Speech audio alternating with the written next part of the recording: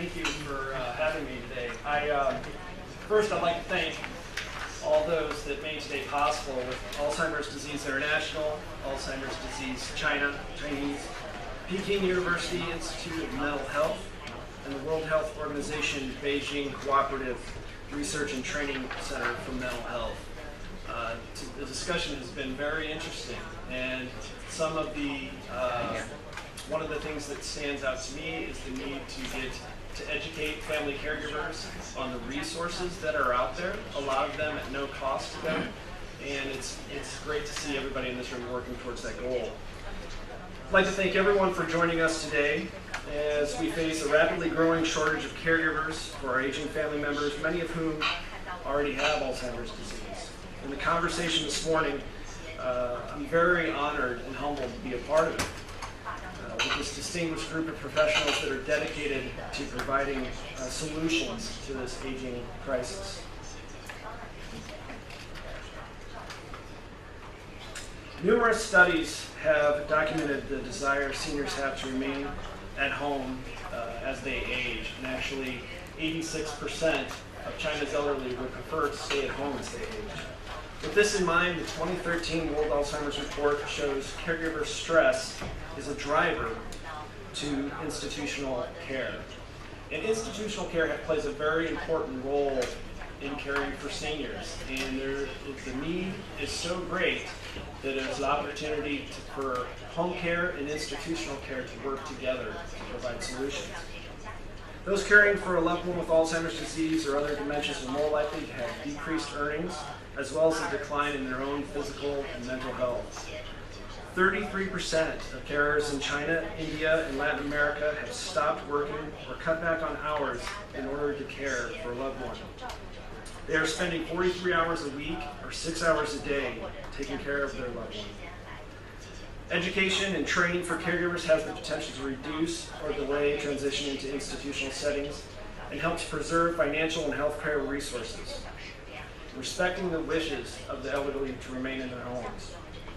It is our responsibility to provide better support to family caregivers so they can continue the long-standing tradition of caring for their parents at home. But too often our support begins following a crisis. In fact, 2/3 of our requests for service come after a family member has reached a crisis point. Some examples of that would be their parent has fallen and they've broken their hip, and after they are to return home from the hospital, all of a sudden they're in dire need of help. It might also be after a heart attack, and after they've gone through rehab and it's time to be discharged home, they'll need additional assistance in the home. The question we should ask ourselves is how we can prevent it from reaching this crisis point. If we can support caregivers at home, we will create a better quality of life for everyone. The person living with Alzheimer's disease, the caregiver, and their friends and family. One serious issue that most people end up carrying caregiver situation for someone with Alzheimer's is without much warning, and they feel unprepared for that role. We see this every day in the work that we do. Families struggling to care for aging parents with Alzheimer's. This is to be expected, as most of friends and family have no formal training when it comes to caring for a loved one with Alzheimer's. But we want today's event to be more than a simple conversation. We know through the work we do each and every day what families living with Alzheimer's really need is support. And they need it today. The kind of support that will allow adult children to be sons and daughters, not just a caregiver. The goal of our discussion today is to make everyone aware of families to remember family moments that are cherished and not lost due to the worry and stress that comes with caregiving. Home Instead offers a solution through our CARE training. And CARE stands for Changing Aging Through Research and Development, or research and education. First, we developed this training to help our caregivers deliver better quality care to the seniors that they're caring for. And what we noticed is the family members of those individuals were seeing the positive impact the training that we provided our caregivers were having on their loved ones. And they said, how can you help us with this training? So now our training program is available online, and then we are conducting a number of family caregiver workshops around the world. 750 family workshops this month alone. This approach encourages family members to learn to immerse themselves in the mindset of their loved ones and to help them manage various behavioral symptoms.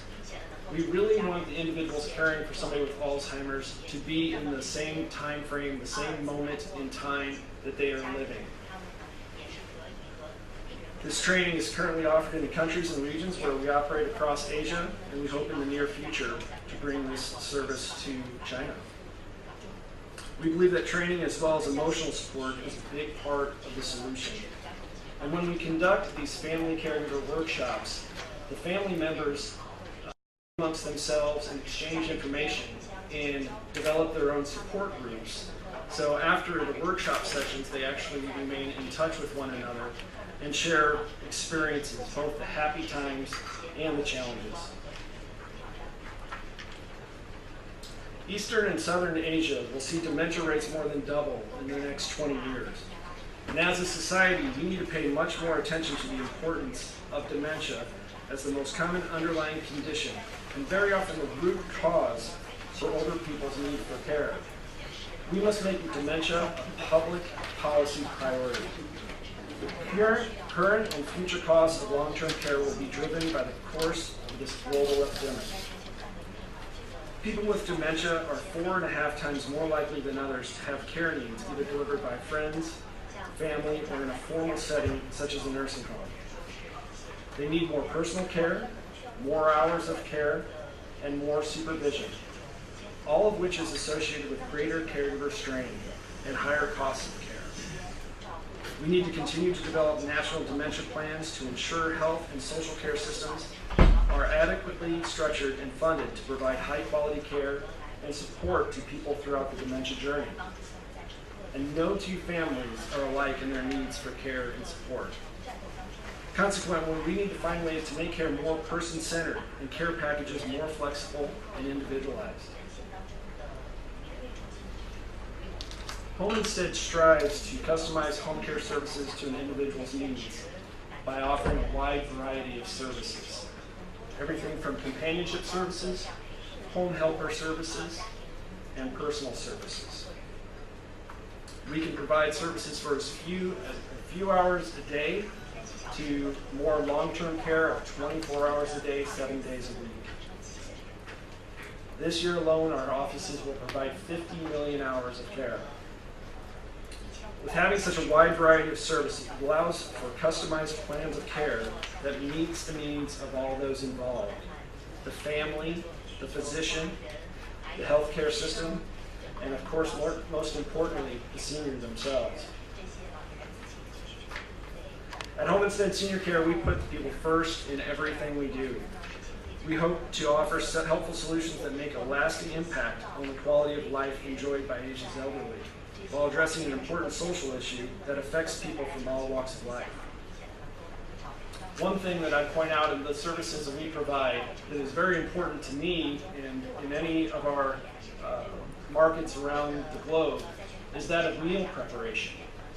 When you think of some of the fondest memories that you've had in your lifetime as a child, growing up, even into adulthood, how important is mealtime? Holiday celebrations, anniversaries, birthdays, they all involve a meal. This is one service that our caregivers can offer. And it's not just fixing a meal for a senior, it's the entire process. It's finding out what the senior likes to eat. It's finding out their preferences of where to sit to have the meal. It's learning to putting together the shopping list together. And in some situations, even accompanying the person to the grocery store. An important thing that we see that seniors get very excited about is the active participation in preparing a meal, actually chopping up the carrots, actually stirring the sauce, whatever that might be. And finally, it's sitting down with that senior and engaging in conversation. And that social interaction is so important. The seniors that suffer from dementia, and a lot of times they do not have the nutrition that they need. So mealtime is very important. That stands out to me because my grandmother had Alzheimer's disease. I was very fortunate. I grew up right next to my grandmother. She lived in the house right next to us. And she started to develop dementia when I was in my teenage years. In those years, I was only worried about one thing, and that was me. And I didn't quite understand why Grandma was acting the way that she was. I wish I knew then what I know now, because towards the end of her life, I would have a much more quality time spent with my grandma. So, by joining today's session, you have allowed us to start the critical conversation about the growing need for support, supporting family members, and caring for loved ones with Alzheimer's and dementia.